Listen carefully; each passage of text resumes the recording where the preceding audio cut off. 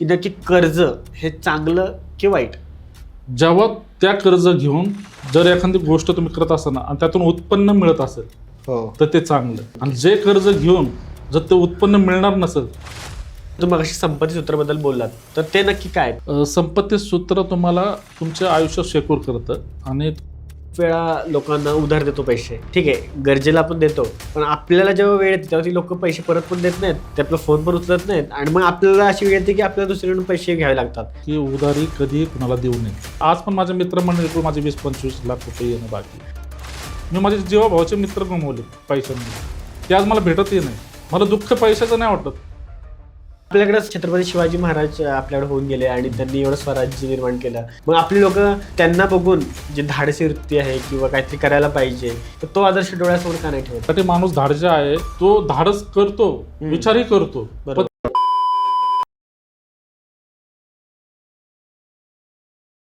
ते मराठी पॉडकास्टच्या आपल्या नव्या एपिसोडमध्ये आपले आजचे गेस्ट आहेत. त्याचं नाव आहे रवींद्र खैरे आणि ते संपत्ती सूत्राचे फाउंडर आहेत आणि गेल्या 10 वर्षापेक्षा जास्त ते फायनान्स इंडस्ट्रीमध्ये काम करत आहेत. अनेक जणांना त्यांनी गाईड केलेलं आहे आणि आजच्या आपल्या एपिसोडमध्ये आपण त्यांच्याकडून जाणून घेणार आहोत की मराठी माणूस इन्व्हेस्टमेंट कशी करू शकतो, तो स्वतःची लाईफ कशी अजून बेटर करू शकतो आणि बेटर फायनान्शियल डिसिजन घेऊ शकतो. म्हणून बघत राहा आपला आजचा एपिसोड. मराठी लोक आणि पैसा हे समीकरण थोडंसं वेगळं आहे आणि आजवर अनेक आपल्या पिढ्या गेल्या किंवा पिढ्या जात आहेत, पण हे गणित थोडंसं बसत नाही असं दिसतं लोकांना. महाराष्ट्रामध्ये अजून पण बरेच जण आहेत की जे म्हणतात की आपल्याला बिझनेस नाही, आपल्याला जॉब केला पाहिजे. इव्हन आपले आईवडील पण आपल्याला तेच सांगतात की जॉब कसा चांगला आहे किंवा इन्व्हेस्टमेंट आहे किंवा पैशा रिलेटेड आपल्याकडे फार बोललं जात नाही. म्हणून हा पॉडकास्ट फार महत्त्वाचा आहे.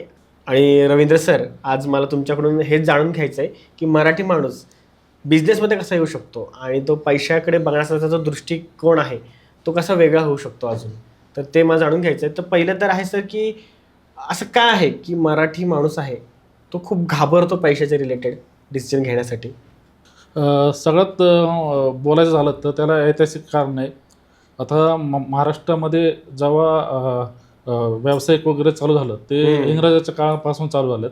पण जेव्हा मानसिकता होती जी गुजराती मारवाडींकडे व्यवसाय गेले आणि जे महाराष्ट्रीयन लोक ते फक्त नोकरीमध्ये अडकून राहिले. आणि जे परंपरागत आपले जे व्यवसाय होते, शेती हा व्यवसाय होता, शेतीनंतर तो व्यवसाय ते नोकरी हे मॅनसेट झालं. आणि शाळेमध्ये कधी व्यवसायाचं शिक्षण दिलं जात नाही. घरचे म्हणतात तुम्ही नोकरी करा, शाळेमध्ये पण म्हणतात की तुम्ही मोठे होऊन नोकरी करा. तो जो मानसेट असल्यामुळं तो उद्योग म्हणजे जोखीम असं बघितलं जातं. आणि दुसऱ्या बाजूला गुजराती मारवाडी जोखीम म्हणजे संधी अशा विचाराने ते पुढे जातात. आणि आपल्याला ते बाळकडून फक्त नोकरीचं दिलं जातं, उद्योगामध्ये जाऊ नको, उद्योगामध्ये धोका असतो. तसं मारवाडीमध्ये म्हणतात तुला नोकरी करायची का, त्यापेक्षा उद्योग कर. बरोबर. ह्याच्यामुळं मराठी माणूस थोडासा आर्थिक उद्योग करायला किंवा आर्थिक गुंतवणूक करायला घाबरतो. कारण त्याला संरक्षण लागतं आयुष्यामध्ये. संरक्षण जिवंत जगण्याचं फिक्स इन्कम त्याला भेटलं तर चालेल आणि तो तात्पुरता विचार करतो, फ्युचरच्या ग्रोथचा विचार करत नाही. बरोबर, त्याला लगेच पाहिजे म्हणजे सेक्युअर, सेफ, त्या सगळ्या गोष्टी पाहिजेत. पण आपल्याकडे सर तर छत्रपती शिवाजी महाराज आपल्याकडे होऊन गेले आणि त्यांनी एवढं स्वराज्य निर्माण केलं. मग आपली लोक त्यांना बघून जे धाडसी वृत्ती आहे किंवा काहीतरी करायला पाहिजे, तर तो आदर्श डोळ्यासमोर का नाही ठेवत? मग नाही, माराठी माणूस धाडजा आहे, पण कसं असतं तो धाडस करतो, विचारही करतो, पण त्याच्यावर प्रॅक्टिकल वागत नाही. त्याच्या मागे एक कारण आहे. कारण प्रॅक्टिकल वागण्यासाठी त्याला मार्गदर्शन व्यवस्थित नसतं. जे शाळेतून आज आपल्या शिक्षण व्यवस्थेचं एक दुर्दैव म्हणावं लागेल की तिथं आर्थिक शिक्षण दिलं जात नाही. बरोबर. आणि तुम्ही ऑब्झर्व करा, कोणत्याही क्षेत्राचं शिक्षण घ्या तुम्ही, आपल्याकडं 3 पद्धती ते आहे, सायन्स, आर्ट्स, कॉमर्स. जे तुमचं पुस्तकी जे ज्ञान आहे ते वापरात ज्ञान नसतं, वापराचं ज्ञान वेगळं असतं. वापराचं ज्ञान घेणं खूप गरजेचं असतं आणि मराठी माणूस तिथं कमी पडतो. जे आपल्याला आयुष्यामध्ये जगण्यासाठी ज्या गोष्टी लागणार आहेत, ज्या भविष्यामध्ये मोठं होण्यासाठी ज्या गोष्टी लागणार आहेत, तिथं तो ते शिकण्यासाठी कमी पडतो. उलट दुसरा जो समाज आपण जर घेतला तर त्या गोष्टीवर जास्त वेळ देतो, इन्व्हेस्टमेंटवर जास्त वेळ देतो, सेल्फ डेव्हलपमेंटवर जास्त वेळ देतो, त्याच्यावर जास्त खर्च करतो. आणि आपल्या ज्या इच्छाच्या हौसेच्या वस्तू किंवा हौसेचे गोष्टीवर जास्त आपला मराठी माणूस वेळ खर्च करतो. त्याच्यामुळे Okay. त्या बाबतीत आपला मराठी माणूस थोडासा मागे राहतो. बरोबर. तर चैनीच्या वस्तू त्याला लगेच पाहिजेत हा. आणि ज्या कदाचित एखादी गोष्ट इन्व्हेस्ट करून ती आपल्याला चैन मिळवून देईल ती नको लगेच. आणि जर त्याला असं झालंय की ते मानसिकता एका रात्रीत श्रीमंत व्हायला पाहिजे, पेशंट राहत नाही. आणि भरपूर असं जे नवीन पिढी आता येतात, जसे ड्रीम 11 सारखे किंवा ते गेमिंग प्लॅनिंग आहे, एका दिवसामध्ये श्रीमंत होणं. हम्म. गुंतवणूक असा प्रकार आहे जे तुम्ही जेवढा लॉंग टर्मने विचार करेल तेवढं सेक्युर तुम्ही असतं. इथंही सेक्युर असतं, पण त्याला तुम्ही अभ्यासपूर्वक जर गुंतवणूक केलं आणि जर तुम्ही मेंटॉस तुमचं ठेवायला पाहिजे. तुमचा प्रत्येक गोष्टीचा सल्लागार आपण ठेवतो. आता आपल्याला सगळं आजारी पडलो तर आपल्याकडे डॉक्टर असतात, त्याला फी द्यावी लागते. बरोबर. काही बाबा आपल्या आर्थिक गोष्टी किंवा आपल्यावर काय अन्याय झाला तर वकील असतात. आपण आपले वकील फिक्स असतो, हा माझा वकील आहे, हे बरोबर. आमचे डॉक्टर आहेत, आणि त्यांची फी घेऊन आपण सल्ला देतो. बरोबर. पण तुम्ही आयुष्यामध्ये जर तुम्हाला मोठं व्हायचं असेल तर तुम्ही तुमच्या जीवनामध्ये आर्थिक सल्लागार हे असणं खूप गरजेचं आहे, जो तुला योग्य मार्ग दाखवेल. आणि तेच करण्याचं काम आम्ही करतो, आणि आम्ही फी घेत नाही. ओके. आमचा फक्त उद्देश आहे की मराठी माणसाला आर्थिक ज्ञान व्हायला पाहिजे, आणि तो आर्थिक स्वावलंबी आणि आर्थिक स्वातंत्र्य त्याला मिळायला पाहिजे ना. तो खूप चांगल्या प्रमाणे उद्योग करू शकतो, खूप चांगल्या ठिकाणी गुंतवणूक करू शकतो, पण त्याने त्याचं माइंडसेट करायला पाहिजे. हे बरोबर. खूप महत्त्वाचं आहे. बरोबर. हे खूप चांगली गोष्ट आहे सर की तुम्ही विदाऊट फीमध्ये एवढ्या सगळ्या गोष्टी करतात आणि एक चांगलं काम आहे जे की आपलं महाराष्ट्र पुढं नेण्यासाठी मदत करत आहे. तर मला सर तुमच्या मग ओळखीमध्ये आता तुम्ही एवढं वर्ष काम करता तर एक्सपिरियन्समध्ये तुमच्या लक्षात आलं असेल की एखादा व्यक्ती आहे त्याने जॉब सोडून बिझनेसमध्ये गेला आणि त्याचं लाईफ पूर्ण बदललं. नाही, भरपूर उदाहरणं सांगता येईल त्याच्यामध्ये. आता एक आमचे मित्र होते, सुरुवातीला सांगायचं की मी माझं उदाहरण देऊ शकतो. आता म्हणजे एक्झाम्पल मी स्वतःचं उदाहरण देऊ शकतो. मी सुरुवातीला नोकरी करायचो. तर माझं काय झालं, थोडंसं घरची आर्थिक परिस्थिती असल्यामुळं लहानपणीच आईवडिलांचे छत्र गेल्यामुळं मला लवकर बाहेर पडावं लागलं, बरोबर. काम करावं लागलं, घरची जबाबदारी होती, माझं शिक्षण होतं, लहान बहिणी होत्या घरी. तर ते प्रपंच चालवण्याची थोडी माझ्यावर जबाबदारी असल्यामुळं मला बाहेर पडलो, आणि बाहेर पडलो म्हणून मी नोकरी केली. पण नोकरी करताना त्या काळामध्ये मला 300 रुपये पगार होता. ओके. आणि त्या 300 रुपयामध्ये मग घर चालवलं, प्रपंच चालवलं. मग तिथून ते करत करत मी शिकलो, नाईट कॉलेज केले. आणि बरोबर. त्यानंतर जेव्हा लक्षात आलं की बाबा ह्यानी काय होणार नाही, आणि त्या काळामध्ये जेव्हा माझे जे क्लासमेट होते बरोबर. ते शनिवार रविवार पिक्चर मूवी बघायला जायचो, आणि त्यावेळेस मी जागा बघायला जात होतो. त्यावेळेस मला रिअल इस्टेटची आवड निर्माण झाली. बरोबर. म्हणजे त्यावेळेस मी पैसे जमा करायचो, मग कधी कधी मला 2-2 काम करावं लागायचे. एका ऑफिसमध्ये मी क्लार्क म्हणून करायचो, नंतर संध्याकाळी कोरेगाव पार्क ठिकाणी इथं ग्रीन प्लाझा हॉटेल आहे, तिथं मी संध्याकाळी कॅशियर म्हणून काम केलं, आणि ते पैसे मिळायचे, तिथं 1000-1500 मिळायचे. तेव्हा मी क्रिस्टनला 35,000 रुपये गुंठा जागा घेतली होती. ओके. तेव्हा ते 1000 रुपये मिळत. मग मला ती सवय लागली, आणि मग नंतर मी एका कंपनीमध्ये जॉब करत करत मला 2-3 जॉब चेंज केले, आणि एका कंपनीमध्ये अकाउंट फायनान्सर म्हणून जॉब केलं. तिथं 80,000 माझा पगार गेला. पण मी म्हणलं ह्याच्याने काय आपलं स्वप्न पूर्ण होणार नाही, आपण उद्योगात यायला पाहिजे. ओके. आणि मी छोट्यापासून सुरुवात केली. पहिलं ट्रॅव्हलचा एक व्यवसाय चालू केला. एक त्यावेळेस इंडोग असायचे, नवीन नवीन IT क्षेत्र चालू झालं होतं. बरोबर. मग त्या IT क्षेत्रामध्ये मी एक गाडी घेतली, मग त्या गाडीचं मग 2 गेल्या, मग 3 गेल्या. मग असंच करत वेगवेगळे धंदे केले, हॉटेलमध्ये केलो, रिअल इस्टेट तर माझं चालूच आहे. आणि ते करत असताना असं लक्षात आलं की अनेक मी गुंतवणूक केल्या जिथं मला नुकसानही झालं. बरोबर. आणि अरे मला कोण गाईडच नव्हतं, माझा कोणी आर्थिक सल्लागार नव्हता, पण काही ठिकाणी मला फायदा झाला. मग त्याच्यावरनं माझ्या असं लक्षात आलं की बाबा आपण हे मार्गदर्शन जे आपण अनुभवलं ते आपण आपल्या लोकांना द्यायला पाहिजे, आपल्या मराठी माणसाला द्यायला पाहिजे. आणि सगळ्यात मोठं ह्या क्षेत्रामध्ये यायचं एक मोठा सेटबाट मला बसला. आजकालचे मुलं, जसं मी आता बोलतो की मुलं एका रात्र श्रीमंत व्हायचं, पुढं जायचं किंवा असं आयुष्यामध्ये शॉर्टकट हा नसतो. मी स्वतः लाखो रुपयाला डुबलेलो आहे, कारण की आता समाजामध्ये ऑनलाईन असल्यामुळे खूप गैरसमजीचे तुमच्या डोक्यात बोंबवलं जातं की तुम्हाला एवढे रिटर्न मिळतील, तेवढे रिटर्न मिळतील, महिन्याला 10% रिटर्न मिळतील. म्हणजे ते वर्षाला किती झाले, पण त्याचा अभ्यास नसल्यामुळं मी त्याच्यामध्ये खूप खोलवर डुबलो. आणि तेव्हा मला लक्षात आलं की अरे ह्या गोष्टीची खूप गरजेचं आहे की अवेअरनेस निर्माण करणं, आर्थिक ज्ञान. मी त्याच्यासाठी अभ्यास केला, बरोबर. आता मी जर लोकांना सांगायचं तर माझा अभ्यास पाहिजे. उद्या मला विचारणार आहे तू का सांगतो, माझा एक्सपिरियन्सवर नाही. त्यासाठी मी अभ्यास केला. आता मी जे पण अभ्यास केला, आता मीच तुम्हाला सांगतो इन्शुरन्स घ्या. मी इन्शुरन्सच्या IRDAची एक्झाम दिली, त्याचा पूर्ण अभ्यास केला. मीच तुम्हाला सांगतो SIP घ्या. मी SIPची NICMची एक्झाम दिली. खूप अवघड एक्झाम असते. ते सगळ्याचा अभ्यास केला. तुम्हाला आता कोणतेही तुम्हाला जर अवेअरनेस द्यायचा असेल तर तुम्हाला त्याचा अभ्यास गरजेचा आहे. मी त्याच्यावर अभ्यास केला. मी आज कुणालाही ठामपणे सांगू शकते की तुम्ही हे करा किंवा हे करू नका. आणि कोणत्याही गोष्टी इन्व्हेस्टमेंट करताना स्वतः पहिला अभ्यास करा. बरोबर. हे माझं खरं म्हणजे आजच्या तरुणांना माझं सांगणं असेल. बरोबर. पण आता आपण तुम्ही जसं म्हटलं की तुम्हाला त्या काळात रिअल इस्टेटमध्ये चांगले रिटर्न्स मिळाले, पण आत्ताच्या काळात पण रिअल इस्टेट तेवढ्याच बूमला आहे का? कसं तुम्ही बघू शकता रिअल इस्टेटकडे? बघा, प्रत्येक गोष्टीचा एक काळ असतो. मी तुम्हाला जे गोष्ट सांगितली तर 19मधली सांगितली. म्हणजे 2006 साली मी एक जमीन मी 1 लाख रुपये गुंठा घेतली होती. आणि तेव्हा ब्रुमिंग होतं पुणे शहर. तर 5-6 वर्षामध्ये तीच जमीन मी 18 लाखला विकली. ओके. त्याच्यानंतर कम्युनिटीचा वेळ आला. सोनं कम्युनिटी जे मार्केट आहे त्याचा काळ होता. त्यावेळेस 7-8 हजार रुपये तोळे होतं. आज ते सोनंच 1.25 लाख रुपये, म्हणजे 1,25,000 रुपये झालेले. पण आता ते प्रत्येक गोष्टीला एक लिमिटेशन असतं. ओके. आणि रिअल इस्टेट आज आपल्याला वाटतं पुण्यामध्ये खूप रिअल इस्टेट हाय झालं आहे. बरोबर. पण कित्येक ठिकाणी तुम्ही बघा की अनेक फ्लॅट स्कीम पडून आहेत. हे फक्त गव्हर्नमेंट दरवर्षी भाव वाढवायचा म्हणून वाढवतोय. त्याचा काही मोठा बेनिफिट होणार नाही. पण याच्यावरनं माझ्या लक्षात आलं की आता फ्युचर कसाचा असेल.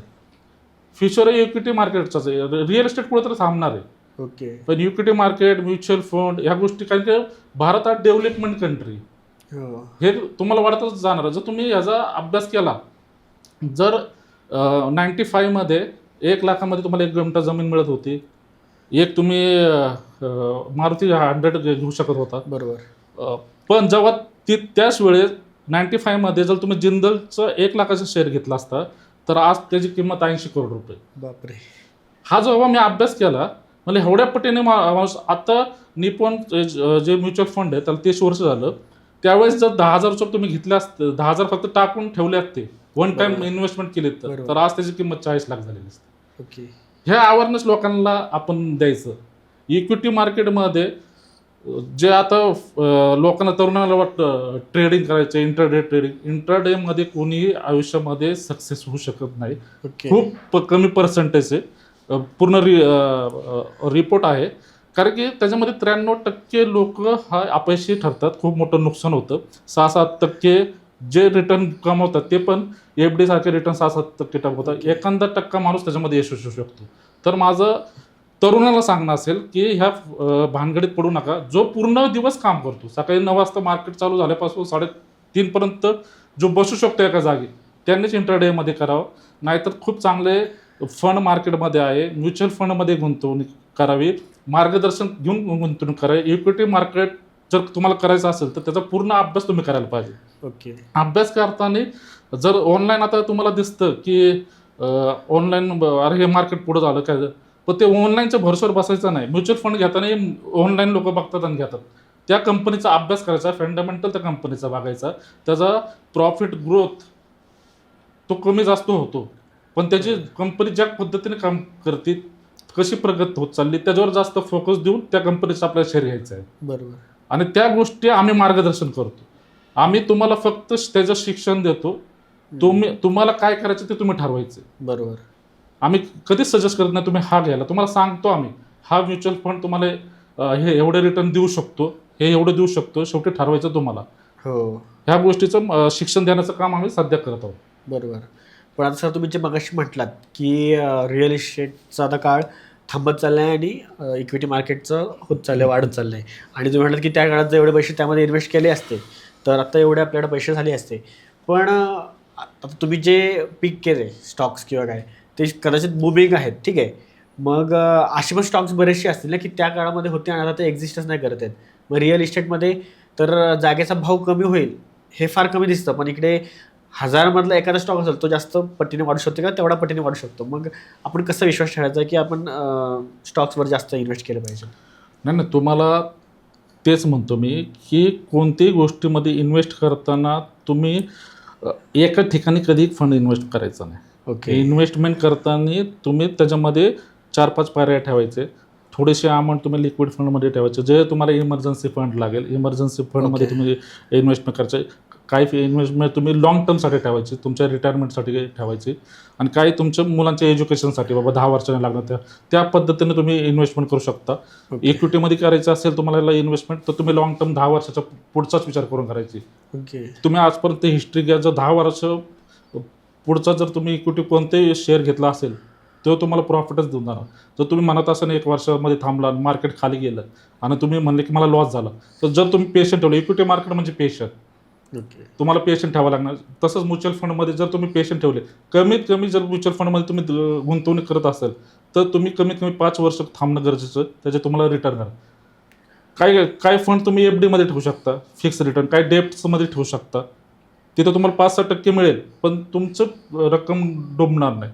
तर तुम्ही प्लॅनिंग करताना वेगळ्या ठिकाणी प्लॅनिंग करणं गरजेचं आहे, आणि ते प्लॅनिंग करणंच आम्ही शिकवतो. ओके. की तुम्ही किती 100 रुपये जर तुमच्याकडे आहे, तर तुम्ही 20 रुपये कुठं गुंतवायची, 20 रुपये कुठं गुंतवायची, डेप्समध्ये किती गुंतवायची, म्युच्युअल फंडमध्ये किती करायची, आणि तुम्ही इन्शुरन्समध्ये किती गुंतवायची. माझं तर म्हणणं आहे, सर्वात प्रथम ग्रोथपेक्षा ते वेल्थ वाढवण्यापेक्षा जे वेल्थ आपण वाढवणं त्याला संरक्षण देणं खूप गरजेचं आहे. बरोबर. आज तुम्ही ग्रोथ केली आणि समजा तुम्ही कार घेताय, पण त्याचं इन्शुरन्स घेतलं नसेल आणि ती कार डॅमेज झालं, तर तुमचं पूर्ण नुकसान आहे. सगळ्यात मोठं नुकसान तुमचं त्याच्यामध्ये आहे. तुम्ही आणि ज्याच्या जीवावर तुम्ही पुढं इन्व्हेस्टमेंट करणार आहात स्वतःचं, तुमच्यावर पूर्ण तुमचा परिवार डिपेंड आहे. जर उद्या तुम्हाला काय झालं, हो. तर तुमच्या घरचं, मुलांचं शिक्षण, तुमचे कर्ज, तुमच्या आईवडिलांचा दवाखाना हा कोण बघणार? ह्या गोष्टीवर सिरियसनेस घ्यायला पाहिजे. तुम्ही सगळ्यात प्रथम इन्शुरन्समध्ये कोणताही इन्शुरन्स नाही घेतला, तर प्रत्येकाने टर्म हा इन्शुरन्स घेतलाच पाहिजे. दुसरी गोष्ट, प्रत्येकाने मेडिक्लेम इन्शुरन्स घ्यायलाच पाहिजे, हेल्थ पॉलिसी घ्यायलाच पाहिजे. कारण की आपण किती मध्यमवर्गीय असून दे किंवा हाय मध्यमवर्गीय असून दे, 5-6 लाख रुपये किंवा 10 लाख रुपये कुणाकडे बँकेमध्ये पडून नसतात. ऐन वेळेस आणि आजार हा कधी होऊ शकतो, ॲक्सिडेंट हा कधी होऊ शकतो. पण जेव्हा आपण हॉस्पिटलमध्ये जातो, तेव्हा तुम्हाला आता 1-2 लाख रुपये जरी 1 लाख रुपये घेतल्याशिवाय तुम्हाला ॲडमिशन मिळत नाही. बरोबर. आणि जेव्हा हॉस्पिटलला तुम्ही असता, तुमच्या नातेवाईकही तुम्हाला भेटायला तिथं आले, पहिले विचारतात तब्येत कशी आहे, नंतर विचारतात की हे मेडिक्लेम इन्शुरन्स आहेत का. जेव्हा तुम्ही म्हणता ना मेडिक्लेम इन्शुरन्स नाही, तर तो नातेवाईक बी तिथून निघून जातो की बाबा मला ह्याला मदत करावं लागेल म्हणून. म्हणजे सगळ्यांनी मेडिक्लेम करणं खूप गरजेचं. आणि मेडिक्लेम तुम्ही जो महिन्याला जे 1500-2000 रुपये हॉटेलला खर्च करतात, तेवढ्या खर्चामध्ये तुमचं पूर्ण फॅमिलीचं इन्शुरन्स निघतं. आणि 10-20 लाखाचा तुम्हाला कव्हर मिळतो. म्हणजे वार्षिक तुम्हाला 20-25 हजारामध्ये पूर्ण फॅमिली कव्हर होईल असा इन्शुरन्स तुम्हाला मिळतो. ओके. तर ह्या गोष्टी करणं खूप गरजेचं आहे. बरोबर. पण आता सर, समजा आता एखादा यंग मुलगा आहे समजा, आणि त्यांनी आता कॉलेज संपलेला 24 वर्षाचा होता, त्याचं सगळं संपलं, आता 25 वर्षाचा झाला आहे, आणि नवीन जॉबला लागला आहे. त्याच्या घरी आई आहे, बहीण आहे आणि तो आहे, आणि 25,000 रुपये त्याला सॅलरी आहे.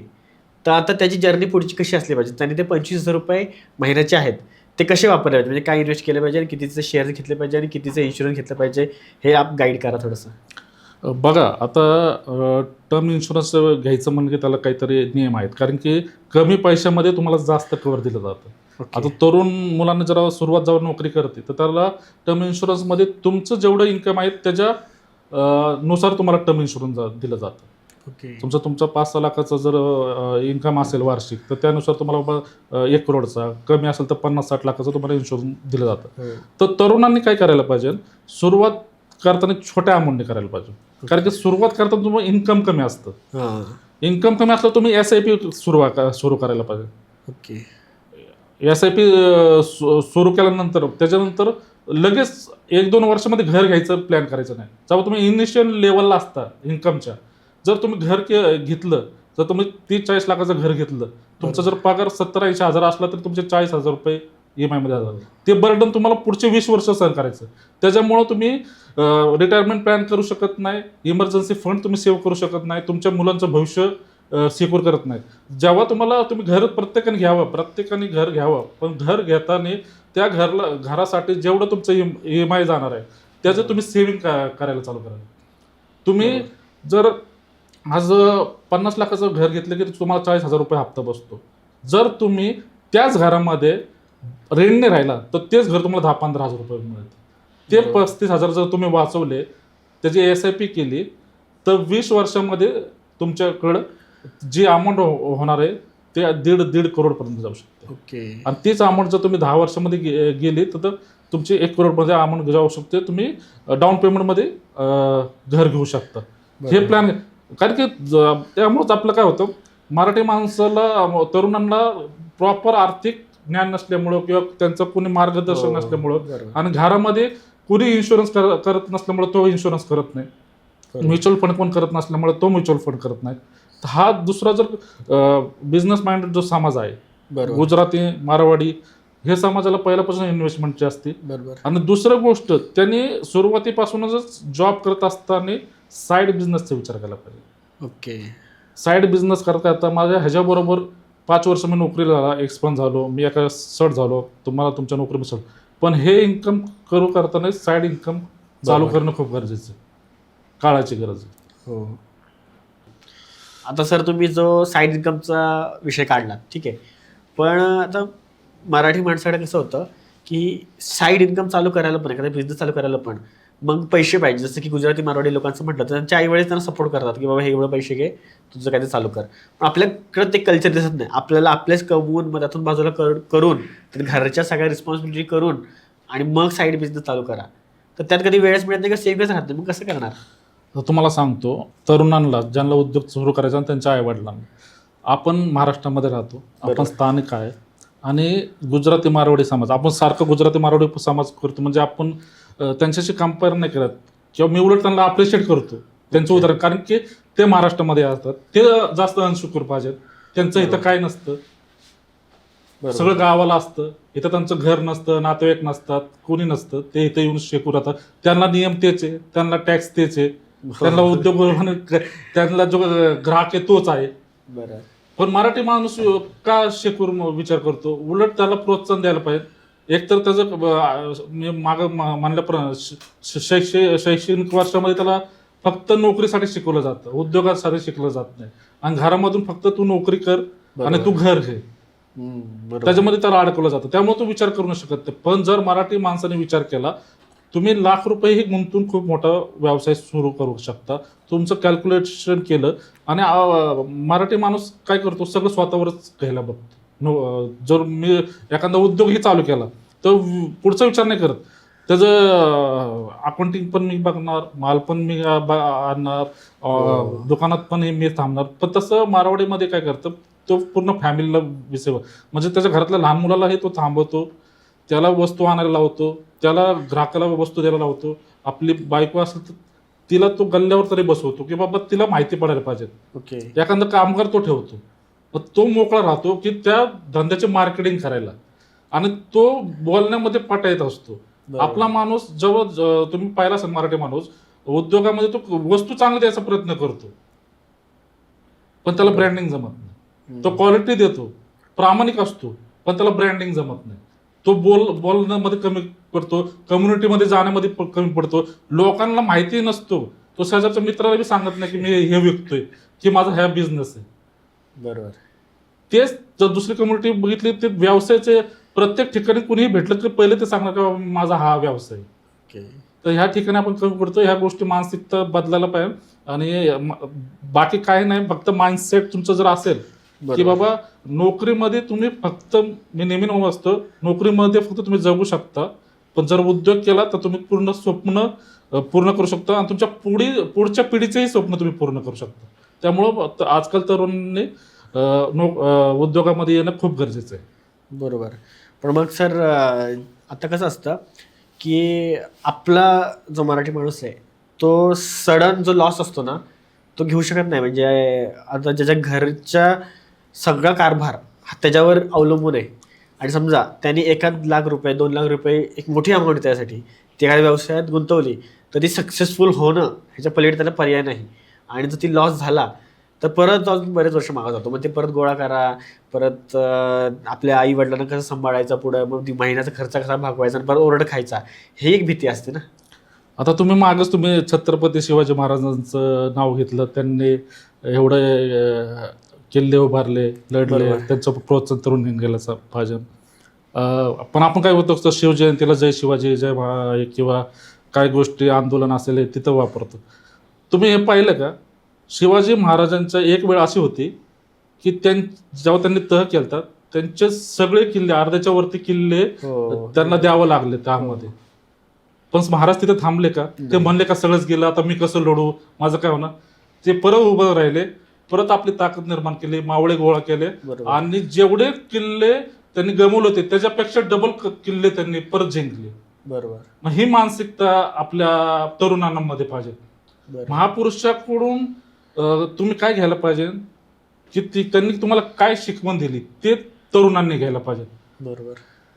तर काय झालंय आपल्या इथं महापुरुषांना फक्त त्यांच्या जयंती पुरतं किंवा त्यांच्या पुण्यतिथी पुरतं त्यांची आठवण काढली जाते, त्यांच्या नावाने घोषणा दिली जाते. पण जर त्यांनी दिलेला मार्गावर जर तरुण आपला चालला तर नक्कीच त्याच्यामुळे तो आयुष्यामध्ये पुढे जाईल, त्याच्यावर संस्कार होतील आणि त्याची जी मनातली भीती ही निघून जाईल. कोणीही यशस्वी माणूस त्याला सगळंच आयतं मिळालं नाही. जो व्यावसायिक माणूस असतो त्याच्या मुलालाही आयतं मिळालं नसतं, त्याने ते कष्ट केलेलं असतं, त्याने योगदान दिलेलं आहे, त्याने शिकण्याची वृत्ती ठेवलेली असते. आणि आता खूप सोपं झालंय साहेब. आता यूट्यूब ऑनलाईनमध्ये तुम्ही नको त्याला रील बघत बसता, त्याच्यामध्ये 2-3 तास घालवता. त्याच गोष्टी जर नवीन नवीन बिझनेस जर तुम्ही टाकले, कमी पैशामध्ये काय बिझनेस करू शकतो, नवीन नवीन काय स्टार्टअप आहे हे तरीच कळलं, नवीन नवीन गुंतवणुकीचे काही प्रकार आहेत, ह्या गोष्टी तुम्ही जर त्याचा वापर केला तर तुमची सगळी भीती निघून जाईल. आणि घरच्यांनाही तुम्ही पटवता आला पाहिजे. तुम्हाला जर एखादी गोष्टी घ्यायची असेल तर घरच्यांना पटवता ना. पण जर आयुष्यामध्ये जर तुम्ही आणि वायफळ खर्च टाळायचा. आता आयफोनला तुम्ही 1.5 लाख रुपये खर्च करता ह्या लहान वयामध्ये. मी आज आयफोन 1.5 लाखाचा फोन वापरत नाही, वापरू शकतो. माझा 50-60 हजार मला गरजच नाही. जेव्हा मला माझ्या मोबाईलला तेवढं काम करेन. आता आपण कार घेतो, नोकरी लागला 2-3 महिने, तुम्ही अशा गोष्टीत कर्ज काढा ज्याचा EMI तुमच्या पगाराच्या 10% असेल.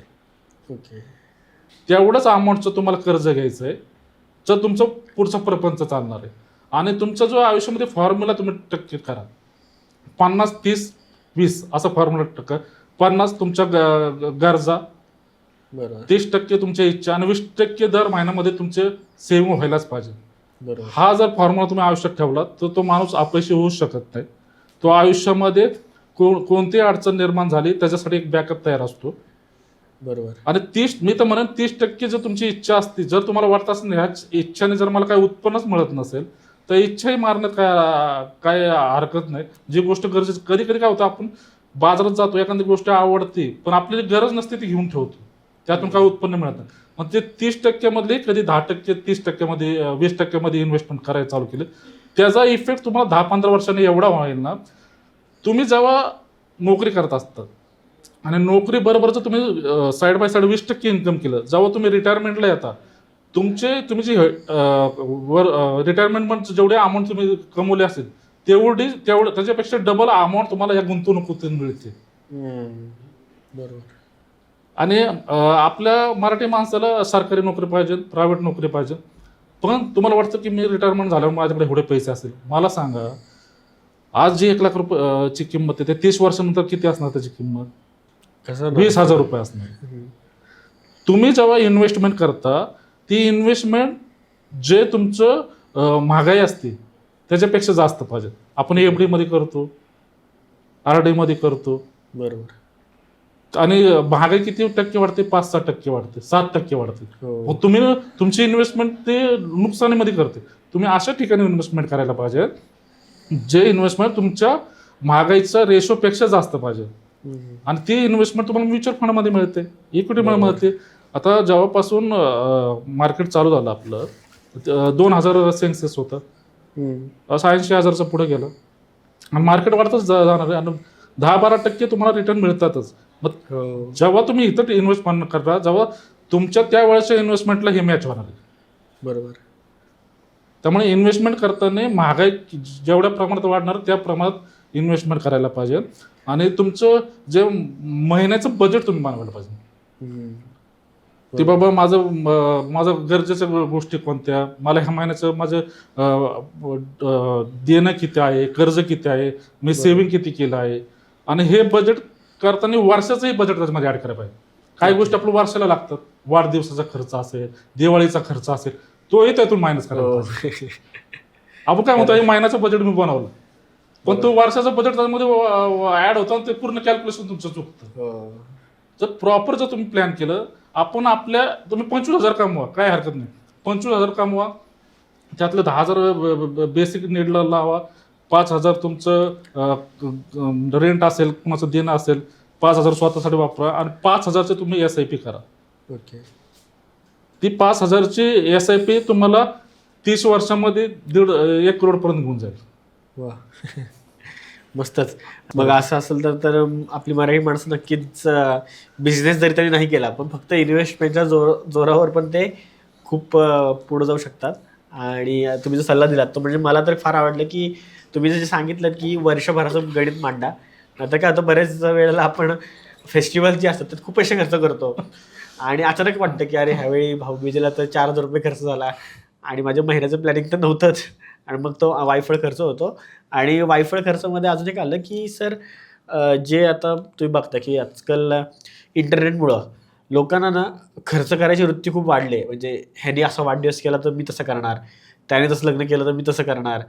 मग आता ज्या आईवडिलांकडं मुलाला इन्व्हेस्टमेंट करायला द्यायला किंवा त्याला बिझनेस करायला द्यायला पैसे नसतात, तेच आईवडील लोन काढतात आणि आपल्या पोराचं लग्न करतात. तर ह्या माइंडसेटवर मराठी माणसाचं तुमचं काय म्हणणं आहे? तुम्ही मागाशी बोलला की इन्व्हेस्टमेंट म्हणजे माणूस मोठा होऊ शकतो. तर वॉरन बफेटचं चांगलं उदाहरण आहे, जगातला सगळ्यात श्रीमंत. त्यांनी कुणाची फॅक्टरी नाही त्याची स्वतःचं, त्याचं काही मॅन्युफॅक्चरिंग करत नाही, तो काही विकत नाही. बरोबर. त्यांनी फक्त इन्व्हेस्टमेंटवर एवढे ज्या कोका कोला कंपनीमध्ये त्यांनी हजार करोड रुपये कमवलेत, त्या कोका कोला कंपनी एवढी कंपनी चालून पण 1,500 करोड नाही कमवले. त्याचे शेअर घेऊन ह्यांनी कमवले. म्हणजे योग्य ठिकाणी कुठे इन्व्हेस्टमेंट करा, इन्व्हेस्टमेंट करूनही नोकरीपेक्षा किंवा व्यवसायापेक्षा जास्त रिटर्न मिळू शकतात. फक्त तुम्हाला योग्य मार्गदर्शन पाहिजे, ते तुम्ही घेणं गरजेचं. आणि तुम्ही जे बोलला वायफळ खर्च करतो मराठी माणूस जास्त करतो, त्याला गरज नाही. म्हणून माझ्या मित्रांनी गाडी घेतली, मला घ्यायची. माझ्या मित्रांनी मोबाईल घेतला, मला घ्यायचा. मला गरज नाही, पण त्याने घेतलं म्हणून आपण. आणि हा मुद्दा तुम्ही चांगला उचलला. लग्नामध्ये जास्त खर्च करतो आपण एका दिवसासाठी, लोकांना खुश करण्यासाठी, लोकांना आपली प्रतिष्ठा दाखवायसाठी. मला सांगा, लग्नामध्ये 5 लाख रुपये खर्च केला, जे नवीन नववधू असतात त्यांचे पुढचं 5 वर्षाचं गणित बिघडतं, त्यांचं रिटायरमेंट प्लॅन बिघडतं, त्यांच्या मुलांचं प्लॅन बिघडतं. तेच 5 लाख रुपये जर तुम्ही वन टाइम ही इन्व्हेस्टमेंट केले, तुमचं लाईफ डोक्याखाली तुमचे 5 लाख रुपये असतात. आणि ते 5 लाखाचे 20 वर्षामध्ये जर तुम्ही ठेवलं, 12% मार्केट पुढे गेलं, तर तुम्ही कॅल्क्युलेशन करा, 60-70 लाख रुपये तुमच्याकडे होतात. म्हणजे लग्न महत्वाचं की तुमचं सुखी आयुष्य महत्वाचं? बरोबर. आणि लग्न करा, पण आज करोनाने आपल्याला शिकवलं ना, 20-25 लोकांमध्ये लग्न होतं. विराट कोहली सारखा 1,000 करोडचा मालक हा 30-40 लोकांमध्ये लग्न करू शकतो. आणि आता सोशल मीडियाचा जमाना, तुम्हाला लोकांना कळवायचंच मी लग्न केलं. तुम्ही तुमचे जवळचे 40-50 लोक बोलवा, 2,000, 2,500 लोकांना करण्यापेक्षा 100 लोकांना घेऊन चांगलं लग्न करू शकतं. ते लोकांना पोचवा, माझं लग्न झालंय, सोशल मीडियावर टाका. बरोबर. तर ह्या गोष्टीकडे खूप लग्न करायचं, ती मानसिकता बदलली पाहिजे. लग्न, तुमचे वाढदिवस, अॅनिव्हर्सरी आणि सणावर बरोबर एवढा खर्च केला जातो. आणि नंतर तेच लोक भविष्यामध्ये एवढे कर्ज बाजारी होतात की त्यांना ज्यांना दाखवायला तुम्ही कर्ज केलं, तो एक माणूसही तुमच्या मदतीला येत नाही. ही वास्तुस्थिती. खरंय. तर प्रत्येकाने काही ठिकाणी स्वार्थी व्हावं लागतं. आणि आपण अपेक्षा करतो, अपेक्षा करणं सोडणं पाहिजे. बाबा हा मला मदत करेल, तो नाही मला मदत करायला पाहिजे, आईवडिलांनी मला मदत करायला पाहिजे व्यवसायामध्ये. तुम्ही स्वतः अपेक्षा जर करत असेल तर त्या मग तुम्ही कुठेतरी कमी पडत आहे. तुम्ही सेल्फ डेव्हलपमेंटवर जास्त लक्ष द्या. नवीन नवीन गोष्टी शिका. तुम्ही जर महिन्याचं एक बजेट, महिन्याचं 5,000 रुपये असं ठेवायचं की ते मला शिकण्यासाठी घालायचं, स्वतःला डेव्हलपमेंट करण्यासाठी त्याचा उपयोग करायचा आहे. हो. तर त्याच्यावर तुम्ही डेव्हलपमेंट करा, खर्च करा, आणि जेव्हा खर्च तुम्ही करता तुम्ही शिकता. हो. जर तुम्हाला फुकट भेटला तर तुम्ही फक्त रील सारखं बघत बसता. फ्रीमध्ये तर काय टाइमपासच करतात लोक. पण आता हे जे कर्ज काढण्याचा मुद्दा जो आपण आता बोललो की लोक काढतात कर्ज लग्न करण्यासाठी, पण बिझनेससाठी कर्ज काढून पण बिझनेस केला तर कदाचित तो पण फायदा होऊ शकतो. तर मग मला तुमच्याकडे हे जाणून घ्यायचं आहे की नक्की कर्ज हे चांगलं की वाईट? कर्ज, जेव्हा त्या कर्ज घेऊन जर एखादी गोष्ट तुम्ही करत असाल ना आणि त्यातून उत्पन्न मिळत असेल हो. तर ते चांगलं. आणि जे कर्ज घेऊन जर ते उत्पन्न मिळणार नसेल तर ते कर्ज वाईट. बरोबर. जर एखादा व्यवसाय तुम्ही सुरू करताय, तुम्ही उद्योगातून कर्ज करताय आणि तुम्हाला त्याचं व्याज 11-12% पडतं, आणि त्यातून जर तुम्हाला महिन्याला उत्पन्न जर 20-25% मिळत असेल तर योग्य कर्ज कधीही चांगलं. हो. पण जर तुम्ही लग्नासाठी कर्ज घेताय, बरोबर. तुमच्या मुलाच्या वाढदिवसासाठी कर्ज घेताय, तुमचं इन्कम हा 1 लाख रुपये, आणि तुम्ही जर गाडी घेताय 10 लाखाची, बरोबर. तर 10 लाखाची गाडी घ्यायला म्हणजे तुमचं इन्कम 11 लाख रुपये पाहिजे, कारण की 10% तुम्हाला EMI 1 लाख रुपये EMI भरायचं आहे, बरोबर. किंवा 50,000 रुपये तुम्हाला EMI पडतं.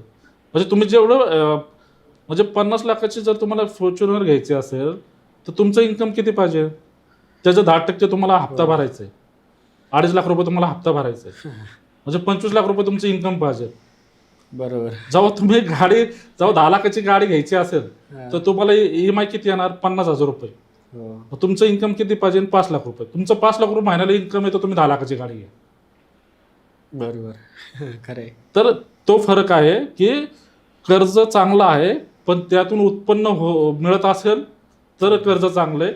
आणि डिप्रेशन होत असेल, गाडी घेतली तुम्ही 25 लाखाची गाडी घ्या, शोरूम मध्ये बाहेर काढली की ती 23 लाखाची होती, हो.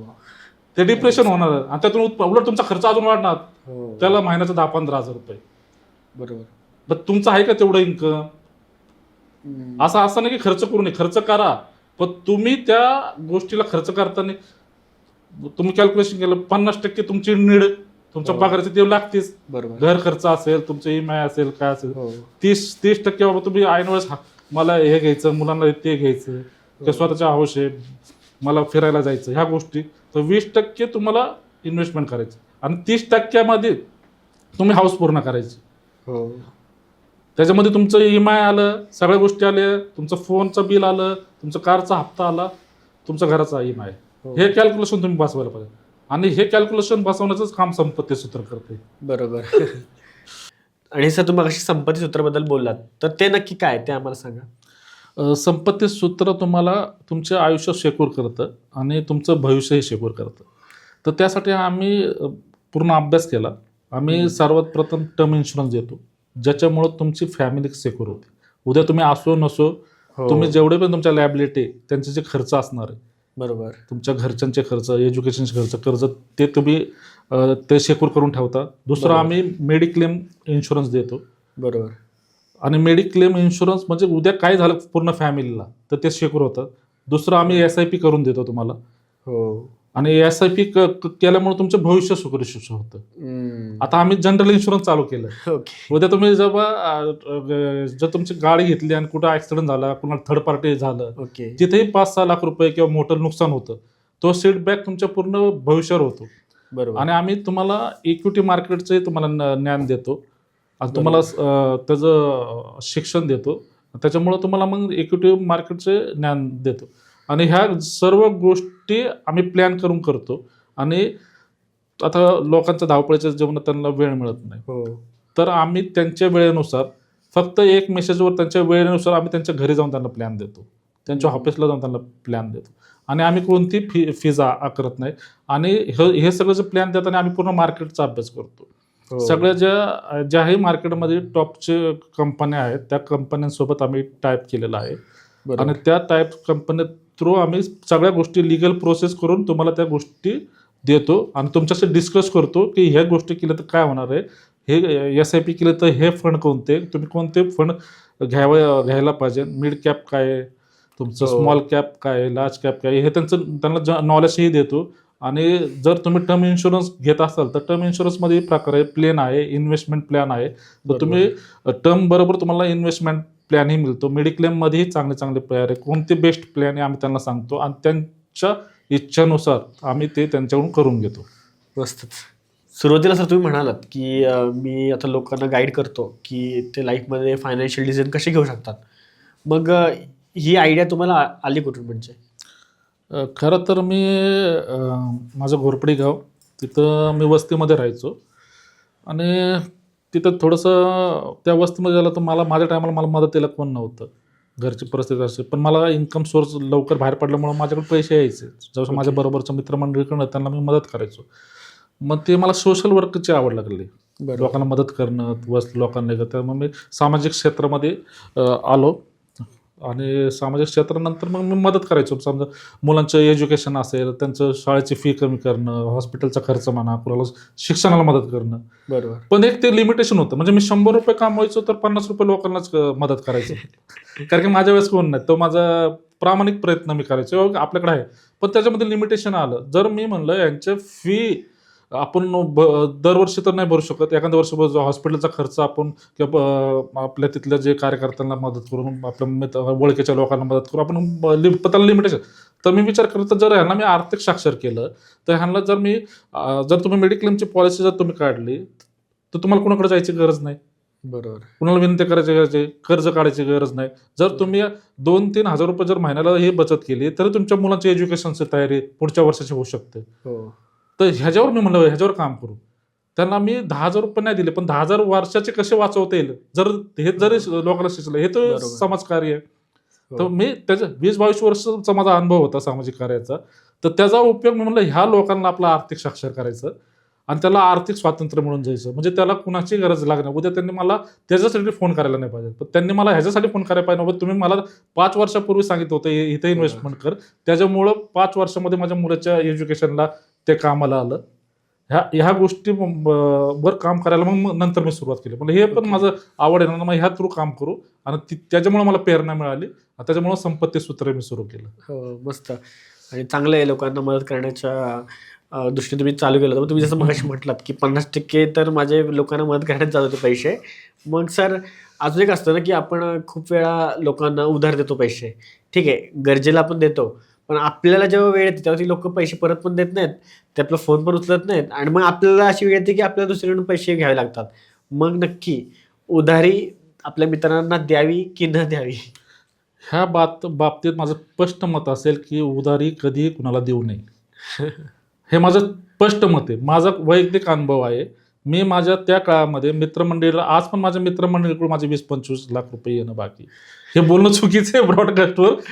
पण काय होतं, मला पैसे तर येतील जातील आणि वाईट एवढं वाटतं की ते पैसे घेऊन ते मोठे पण नाही झाले. ते डुबाले, त्यांनी मला डुबवलं. ते मोठे झालं असतं मला आनंद झाला असता की माझ्या पैशाचा त्यांना वापर होतो. आणि जे माणसं पैसे द्यायची त्यांची नियत नसते किंवा पैसे देऊ शकत नाही, ह्याचा अर्थ आपण चुकीच्या लोकांना मदत केली. त्याच्यापेक्षा त्याला जर आपण पैसे कुठून अरेंज करायचे, कसं कमवायचे, सेव्हिंगचं जर ज्ञान दिलं, त्याच्यावरती वेळच येऊ नये की त्याने आपल्याला पैसे मागावं. आणि त्याच्यामुळे तो फोन उचलत नाही. तुम्ही बोलल्याप्रमाणे रिलेशन आहे, तो समोर यायचं पण आपल्याला घाबरतो. तुमचा चांगला मित्र गेला, पैसे गेले, सगळ्यात मोठं नुकसान तुमचं झालं. त्याच्यामुळं माझं एक सर्वांना सांगणं असेल की तुम्ही त्याच्यासाठी अर्ध्या रात्री जावा, पण पैसे असेल तर त्याला स्पष्ट बोला. घाबरू नका, लाजू नका. तुमच्याकडे असो किंवा नसो, मी तुला पैसे देऊ शकत नाही. आणि त्याला तेव्हा वाईट वाटेल, पण नंतर त्याला अब्जॉर्व. पण जेव्हा तो पैसे देऊ शकणार नाही आणि तुम्ही स्वतःला असं तयार करा की मला कुणाला पैसे मागायची गरज पडणार नाही. आणि ह्याला दोघांसाठी एकच पर्याय आहे, दोघांनी आर्थिक साक्षर होणं गरजेचं आहे आणि त्याच्यानुसार ह्या गोष्टी भविष्यामध्ये घडणार नाही.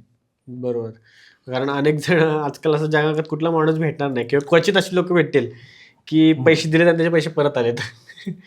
तुम्ही तर एवढे मोठे अमाऊंट सांगितले तर कदाचित तिचं असते तर तुमचं तर इन्कम डबल असते. डबल काय खूप जास्त असते. आणि खूप जास्त म्हणजे आता मी तर आर्थिक लोकांना जर पैसे कमवायचं मी सांगतोय कुठे इन्व्हेस्ट करायचं तर ते 25 लाख माझे 10-15 वर्षापूर्वीचे, आज त्याची किंमत 1.5-2 करोड केली असते. जे मित्र आहेत ते आज मला भेटतही नाही. मला दुःख पैशाचं नाही वाटत, ते माझे फोन नचलत, ते मला भेटले नाही. मी माझे जीवाभावाचे मित्र गमावले पैशांमुळे. बरोबर. पैसे खूप म्हणजे मॅटर करतं रिलेशन टिकवण्यासाठी. आणि जर पैशामध्ये व्यवहारामध्ये पैसे आले का ते थोडंसं नातं बिघडतं. कोणतंही नाते असून दे, मग ते बहिणी भावाचं असून दे, नातेवाईकांचं असून दे, मित्रमंडळाचं, माझं स्पष्ट मत असेल की व्यवहार हा करूच नाही. आणि व्यवहार केला तर तो व्यावहारिक पद्धतीने करावा, ॲग्रीमेंट करून करावा. एखादा उद्योग चालू करताना पण ॲग्रीमेंट करून करावं. ओके. आणि शक्यतो उधार हा शब्दच आयुष्यात नसावा. आयुष्यात उधार घेऊन कुणीही काही करू नये आणि कुणीही कुणाला उधार देऊ नये. माझं हेच आहे की लोकांच्या आयुष्यातून उधार हा शब्दच निघून जावा. कुणाला द्यावं पण नाही लागू नये आणि कुणाला घ्यावाही लागू नये उधार. जर तुम्ही स्वतःचं बघा, मला काय सांगायचं, तुमचं इन्कमनुसार जर तुम्ही प्लॅनिंग केलं ना सर, तुम्हाला उधार मागायची गरजच नसते. हो, पण जर तुम्ही रन काढून सण करत असेल तेव्हा तुम्हाला गरज लागते उधाराची. बरोबर. आणि अशी कोणती गोष्ट असं नाही की त्याला खूप मोठा खर्च येतो.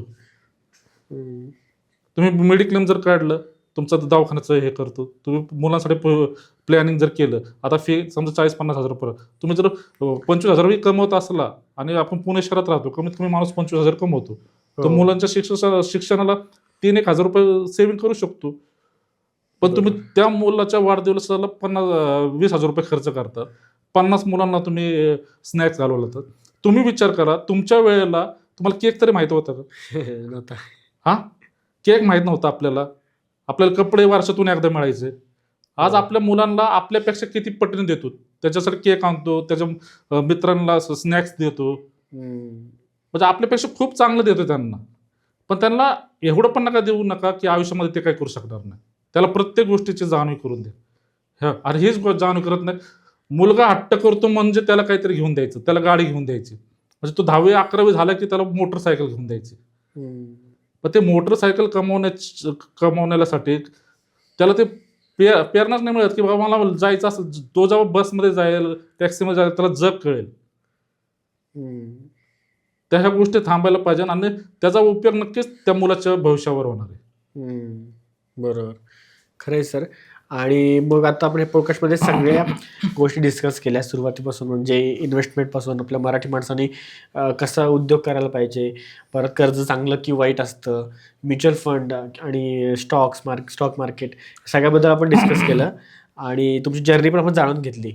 पण आता मला तुम्हाला हे विचारायचं आहे की आता ह्यापुढे तुमचं विजन काय असणार आहे? सर, माझं ध्येय एकच आहे, प्रत्येकाच्या ध्येयाप्रमाणे त्याला आर्थिक साक्षर करून त्याला आर्थिक स्वातंत्र्य करण्याचं आणि जास्तीत जास्त लोकांना, तर माझं जेवढं आयुष्य त्या माझ्या पूर्ण आयुष्यामध्ये 10,000 लोकांना तरी मला आर्थिक साक्षर करायचं आहे. मस्त. मग त्याच्यासाठी काही मला करावं लागलं तर मी करणार आहे. कारण की मला मराठी माणसाला मोठं करायचं बघायचं, मला युवकांना मोठं होताना पाहायचं, त्यांचे स्वप्न पूर्ण करताना मला पाहायचे. कारण की ह्या गोष्टी त्यांना करू का नाही शकत, कारण की त्यांना योग्य मार्गदर्शन नसतं. आणि ह्यासाठी आता लोकांना वेळ नसतो, माहिती धावपळीचं. तर आम्ही अशी सुविधा देतो संपत्ती सूत्रातर्फे, तुम्ही फक्त आम्हाला व्हॉट्सअपवर मेसेज करा, तुम्हाला टर्म इन्शुरन्स पाहिजे, आम्ही त्यांना माहिती देतो आणि आम्ही त्यांच्या वेळेनुसार त्यांना जाऊन तिथे भेटतो. तुम्ही ऑफिसला बोलवा, तुम्ही तुमच्या घरी बोलवा, माझी टीम जाते, मी स्वतः जातो. आणि आत्तापर्यंत मी शेकडो लोकांकडे स्वतः जातो. माझी टीम असलो तर मी पहिलं तर फक्त 2,000ची इन्व्हेस्टमेंट करतोय, किंवा मग माझे बिझनेसमॅन मित्र 1 करोडची इन्व्हेस्टमेंट करतात. मी 2,000 वाल्याकडे पण जातो आणि मी 1 करोड इन्व्हेस्टमेंट करणारे सांगतो, कारण मला त्याची आर्थिक परिस्थिती कळते.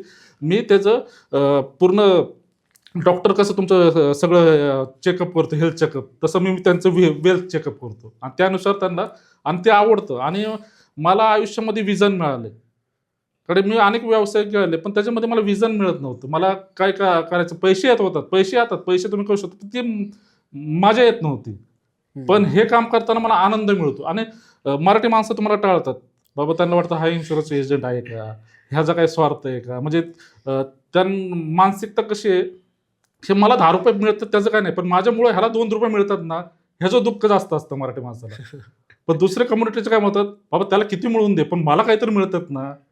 आणि तुम्हाला आश्चर्य वाटेल, सुरुवातीला जेव्हा मी चालू केला हे संपत्ती सूत्राच्या मार्गात, म्हणजे मी लाईफ इन्शुरन्स द्यायचो, वेल्थ इन्शुरन्स द्यायचो, SIP सांगायचो.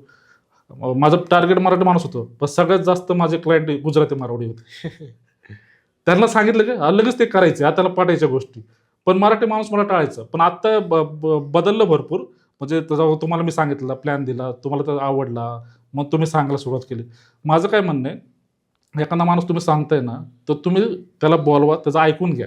करू नका करू नये, पण तुम्हाला त्यावेळेस तुमच्या आर्थिक परिस्थिती नसू शकतं किंवा प्लॅनिंग नसू शकतं. पण तुम्ही जर समजून घेतलं तर तुम्हाला समाजात काय चाललंय, आर्थिक उलाढाल काय चालले, नवीन नवीन गोष्टी काय, त्याचा तर अभ्यास होईल. आणि आम्ही फ्रीमध्ये सर्व्हिस देतोय, आम्ही कोणतीही फीज नाही घेत. मी जर एखाद्याकडे मी फायनान्शियल प्लॅनर म्हणून जर मी एका बिझनेसमॅनकडे काम केलं, हे तर जेवढं मला इन्कम नाही त्याच्यापेक्षा 2 पटीने इन्कम तो माणूस मला देईल.